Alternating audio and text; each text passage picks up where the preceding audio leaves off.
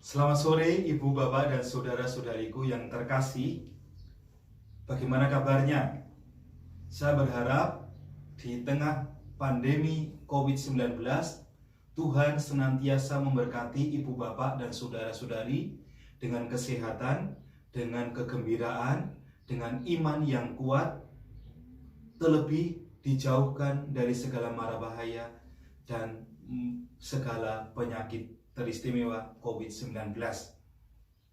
Saya Romo Saryanto, atau biasa dipanggil Romo Sarye di Indonesia, saat ini bertugas di paroki Santo Laurentius Lunggawi di sebuah negara Chile, Amerika Selatan.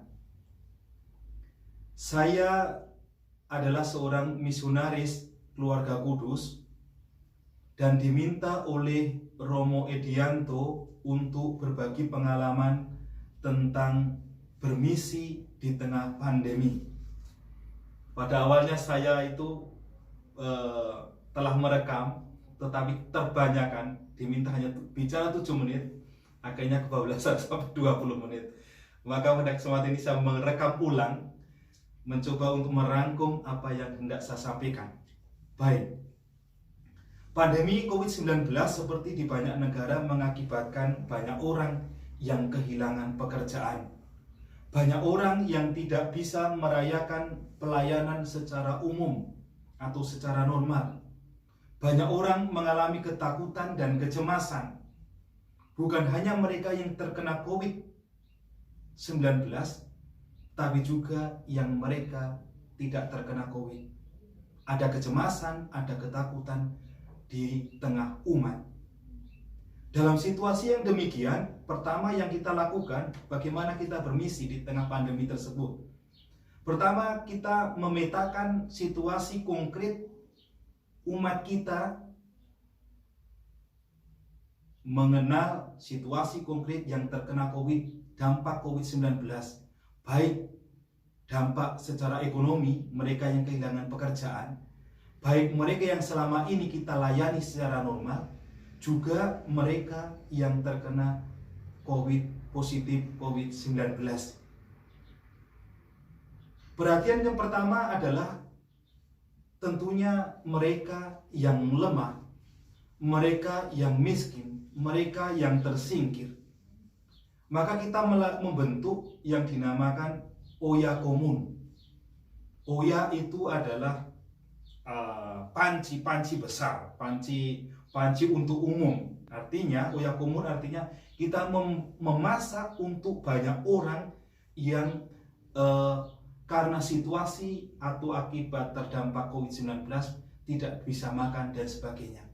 Setiap hari kita memberikan pelayanan kepada mereka, memberi makan, mengirim makan kepada beberapa orang di tengah sekitar paroki kami.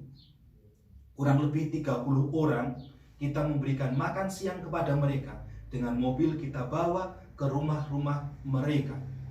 Mereka teristimewa, mereka yang sendirian, bahkan mereka yang terkena dampak COVID-19, ya.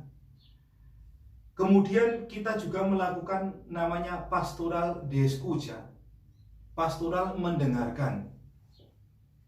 Karena banyak orang merasa takut, banyak orang merasa cemas terkait COVID-19.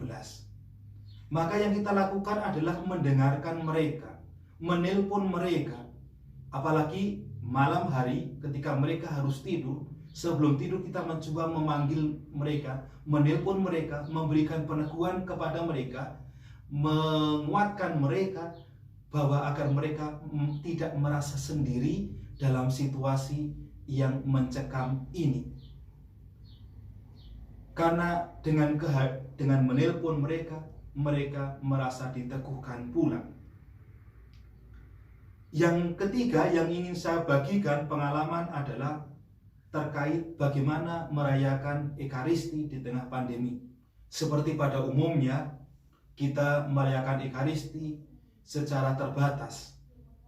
Pada mulanya kita boleh hadir 10 orang menemani kami, para petugas, untuk merayakan Ekaristi. Tetapi setelah karantina, preventiva atau karantina yang diminta oleh pemerintah. Kita berdua dengan rombongan pembantu saya, kita merayakan Ekaristi setiap hari. Ya. Kita lakukan streaming seperti di banyak negara. Tetapi pengalaman yang mencemaskan atau pengalaman yang sangat mengesan bagi saya, boleh dikatakan menakutkan, ketika kita tahu ada salah seorang yang kita beri makan siang itu terkena COVID-19.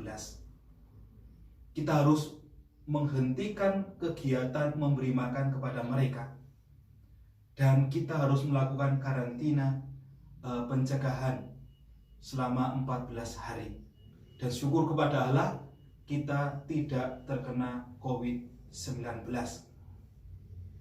Pengalaman yang lain yang boleh saya bagikan adalah ketika harus mendampingi perayaan liturgi pemakaman saudara-saudari kita yang terkena COVID-19.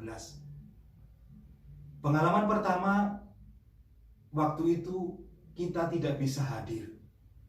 Kita tidak bisa hadir memberikan pelayanan karena protokol yang sangat ketat yang tidak memungkinkan kami atau memperkenankan kami memberikan pelayanan itu. Sehingga datang ke tempat pemakaman langsung dimakamkan oleh para pegawai makam. Tetapi pengalaman kedua setelah itu, karena dalam tanda petik ada pertanyaan yang menggelitik dari umat, dan itu membuat saya merenung juga, apa salah kami sehingga tidak mendapatkan pelayanan sakramen?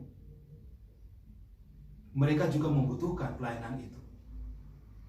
Akhirnya ketika ada orang yang meninggal COVID-19, setelah berkonsultasi dengan Bapak Uskup, kami memutuskan untuk memberikan pelayanan sakramen dengan tentunya melaksanakan protokol kesehatan yang diminta.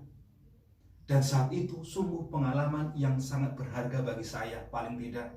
Bagaimana merasakan kehilangan saudara yang dikasihi, orang tua atau saudara yang terkasih, dan mereka tidak bisa hadir secara langsung mendekat ke pemakaman. Bahkan ada rasa marah, rasa jengkel dari beberapa keluarga yang tidak bisa mendampinginya. Dari pengalaman itu, akhirnya saya memutuskan, oke, nanti setelah pemakaman boleh masuk 3 orang secara bergantian untuk hadir setelah kita makamkan. Dan itu paling tidak bisa menenangkan saudara-saudari kita yang terdampak COVID-19. Dan pengalaman ketiga, sebuah pengalaman yang berharga pula. Setelah pengalaman kedua, pengalaman ketiga, kita belajar dari pengalaman sebelumnya, dan kita lebih tenang untuk mendampingi mereka. Ada kecemasan, ada ketakutan ketika memimpin perayaan Ekaristi, perayaan liturgi pemberkatan jenazah atau pemakaman. Karena bukan hanya saya harus beresiko dengan COVID-19, tetapi juga karena saya turut serta mengangkat jenazah, peti jenazah ke tempat pemakaman.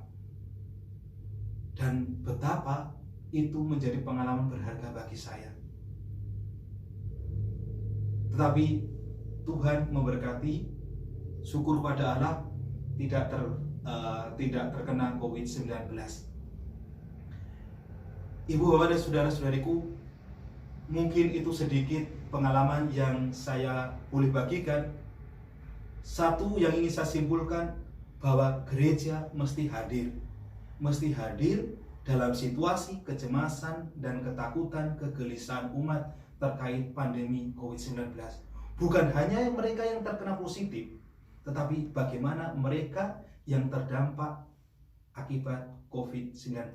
Mereka yang kehilangan pekerjaan, mereka yang tidak bisa makan dan sebagainya. Itu mereka juga membutuhkan perhatian dari kita. Tuhan memberkati semua. Terima kasih.